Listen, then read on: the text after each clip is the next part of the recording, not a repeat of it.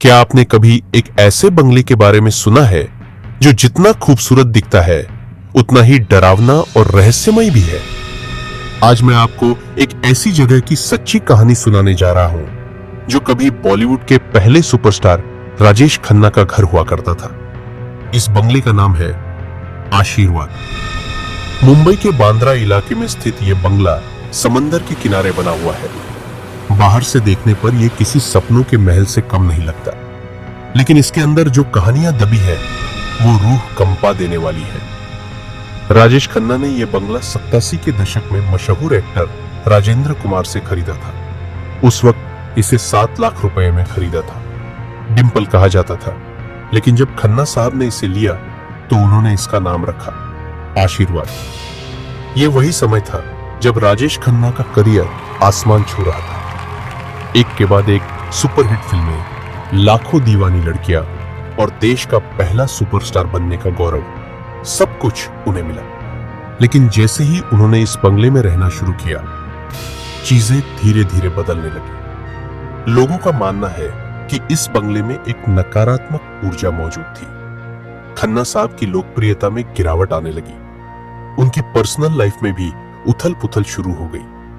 पत्नी डिंपल कपाड़िया से दूरियां बढ़ी, अकेलापन बढ़ता गया और तब से इस बंगले के बारे में अजीब अजीब बातें सुनने को मिलने लगी। कहा जाता है कि कई बार इस बंगले में बिना वजह दरवाजे अपने आप खुलते बंद होते थे।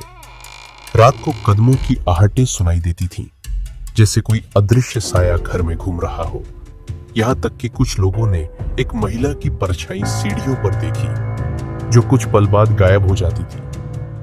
एक बार राजेश खन्ना के एक दोस्त ने दावा किया था कि जब वो रात में वहां रुके तो उन्हें लगा जैसे कोई उन्हें लगातार देख रहा है, लेकिन कमरे में कोई नहीं था। यह भी कहा जाता है कि बंगले में रहने वाले नौकरों ने कई बार बिना वजह की आवाजें सुनी, जैसे किसी के रोने या चीखने की। लेकिन जब उन्होंने जांच की तो कुछ नहीं मिला। कुछ लोगों ने तो यहां तक कहा कि इस बंगले में आत्माओं का वास है। राजेश खन्ना के निधन के बाद इस बंगले को बेचने की कोशिश की गई, लेकिन हैरानी की बात यह है कि कई खरीदार इसे देखकर लौट गए। किसी को माहौल अजीब लगा तो किसी को अंधेरे कोनों में साया नजर आया। एक नया खरीदार जब वहां रहने आया तो सिर्फ कुछ हफ्तों में ही उसे बेचने की नौबत आ गई। कई लोगों का मानना है कि इस बंगले पर किसी आत्मा का साया है, शायद किसी पुराने समय की आत्मा, या फिर कोई ऐसा व्यक्ति जिसकी मौत दुखद परिस्थितियों में हुई थी। आज भी यह बंगला खड़ा है, लेकिन खाली। न कोई रहना चाहता है, न कोई वहां ज्यादा देर रुकना। अब सवाल यह उठता है, क्या आशीर्वाद बंगला सच में भूतिया है या ये सब सिर्फ अफवाहें हैं?